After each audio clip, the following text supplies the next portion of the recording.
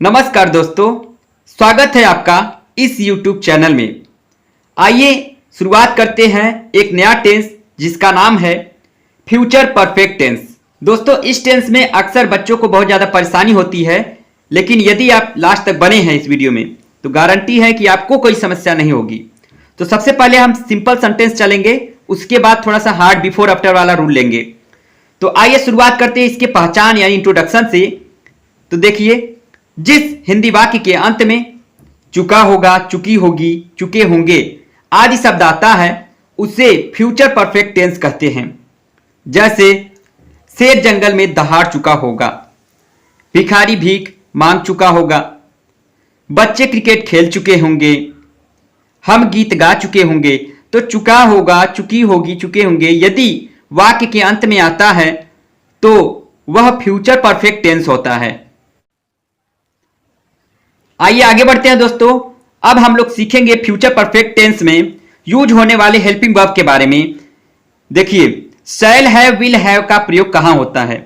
तो आई वी के साथ शैल हैव का प्रयोग किया जाता है। आई मीन्स मैं होता है, वी मीन्स हम, और he she it name you they और सभी कर्ता, एक वचन हो या बहुवचन हो, सभी कर्ता के साथ विल हैव का प्रयोग किया जाता है। He she it name you they और सभी एक वचन करता या बहुवचन करता सभी कर्ताओं के साथ विल हैव का प्रयोग किया जाता है। केवल स्पेशली आई और वी कर्ता के साथ ही शैल हैव का प्रयोग किया जाता है। आइए दोस्तों आगे बढ़ते हैं। अब एग्जांपल्स को हम लोग सरल करते हैं। ये देखिए फ्यूचर परफेक्ट का रूल है। तो पहला एग्जांपल्स है कि शेर जंगल में दहाड़ चुका होगा। ये सिंपल सेंटेंस है। तो इसके लिए पहला रूल है कि सब्जेक्ट लगाएंगे सबसे पहले, उसके बाद शैल या विल लगाएंगे, हैव लगाएंगे उसके बाद, और वर्ब का थर्ड फॉर्म लगाकर ऑब्जेक्ट लिख देंगे। तो शैल या विल जो है सब्जेक्ट के आधार पर डिसाइड होगा, जो कि मैंने अभी पहले बता चुका हूं। तो पहला एग्जांपल है शेर जंगल में दहाड़ चुका होगा। तो उसके लिए पहला रूल है, यहां पर मैंने लिखा है कि सबसे पहले सब्जेक्ट की इंग्लिश लिखेंगे और सब्जेक्ट के आधार पर हेल्पिंग वर्ब लगाएंगे शैल या विल, उसके बाद हैव लगाएंगे और वर्ब का थर्ड फॉर्म लगाकर ऑब्जेक्ट लिख देंगे। तो इसमें देखिए दोस्तों, सब्जेक्ट है शेर, तो सबसे पहले हम सब्जेक्ट की इंग्लिश लिखेंगे। तो हो जाएगा यहां पर द लायन, शेर की इंग्लिश होती है लायन और उससे पहले द लगेगा, तो द लायन। अब शैल या विल में से दोस्तों हम विल को लगाएंगे, क्योंकि आई वी के साथ ही शैल लगता है, बाकी सभी कर्ता के साथ विल लगता है, विल। उसके बाद हैव लगाएंगे, विल हैव। वर्ब का थर्ड फॉर्म, तो वर्ब है यहां पे दहाड़ना, तो हो जाएगा रोर। रोर मीन्स होता है दहाड़ना, और रोर का थर्ड फॉर्म होता है roared, R O A R E D, roared. The lion will have road.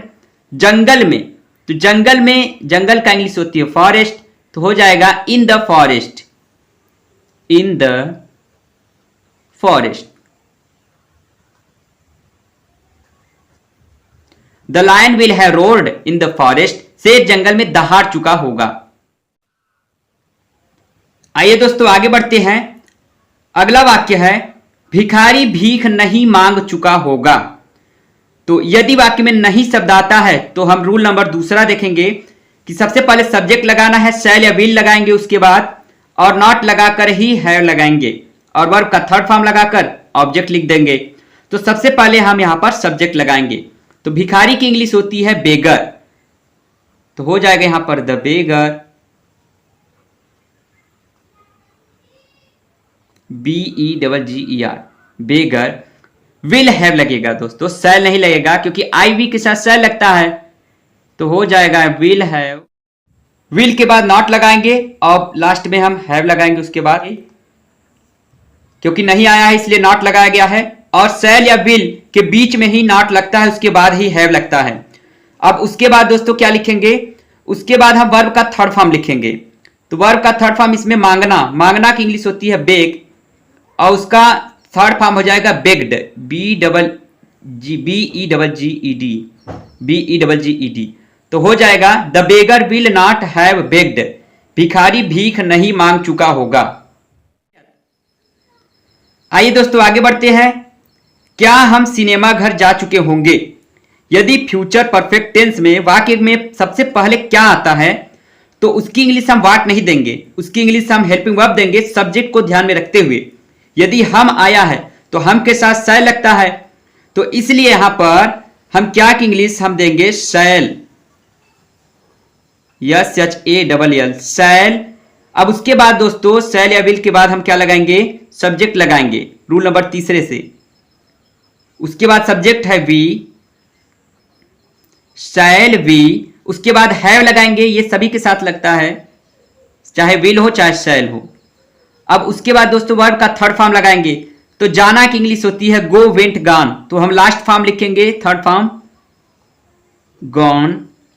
अब उसके बाद ऑब्जेक्ट यानी स्थान का नाम सिनेमा घर है, तो लास्ट में लिखेंगे गॉन टू।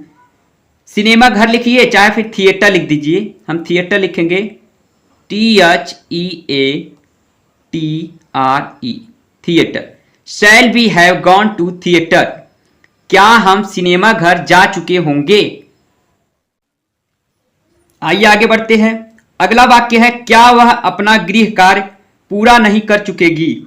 तो यदि वाक्य में क्या आता है और बीच में नहीं आता है तो रूल नंबर 4 देखेंगे हम कि सबसे पहले हम शैल या विल लगाएंगे सब्जेक्ट को ध्यान में रखते हुए, उसके बाद नॉट लगाएंगे, उसके बाद हैव लगाएंगे, वर्ब का थर्ड फॉर्म लिखेंगे और लास्ट में हम ऑब्जेक्ट लिख देंगे। तो सबसे पहले हम क्या की इंग्लिश हम विल लगाएंगे क्योंकि वह जो है आपका स्त्री के लिए यानी सी होता है, तो सबसे पहले यहां पर सी के लिए जो है विल लगता है, हो जाएगा विल सी। उसके बाद हम नॉट लगाएंगे, सब शैल या विल सब्जेक्ट नॉट। अब उसके बाद हैव लगाते हैं, हैव के बाद वर्ब का थर्ड फॉर्म लिखेंगे। वर्ब है हमारा पूरा करना, तो उसकी इंग्लिश होती है कंप्लीट COMPLETE और लास्ट में डी लगा देंगे completed. Will see not have completed अपना गृह कार्य की इंग्लिश होगी हर होमवर्क।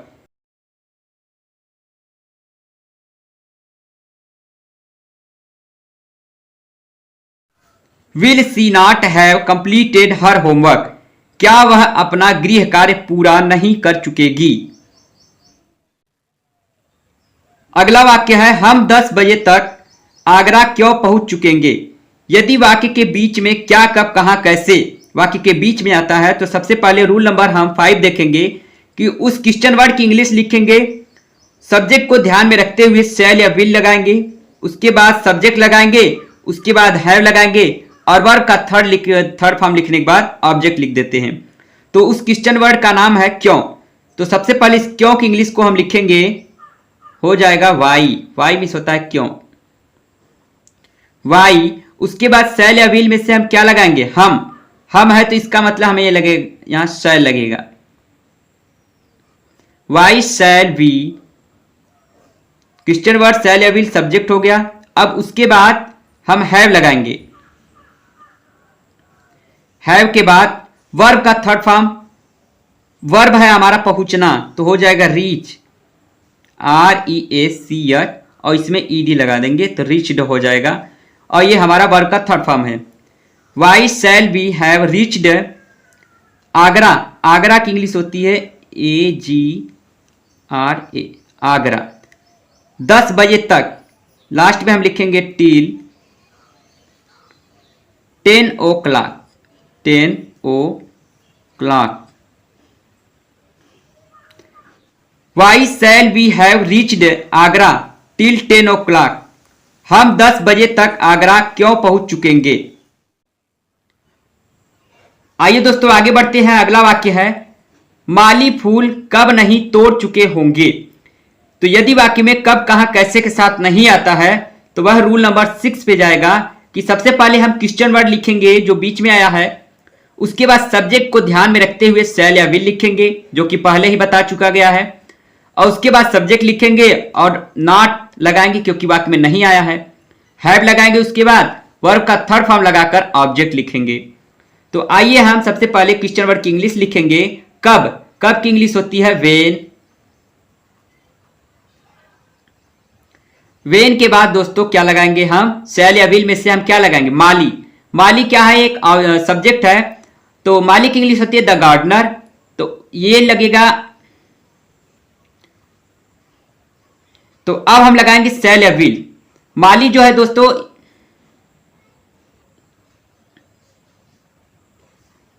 अब हम लगाएंगे शैल या विल, तो यहां पर लगेगा विल, क्योंकि आई वी के साथ ही शैल लगता है, बाकी सभी कर्ता के साथ विल लगता है, तो इसलिए यहां पर विल लगेगा।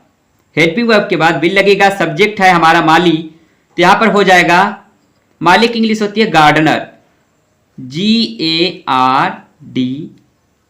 GARDNER।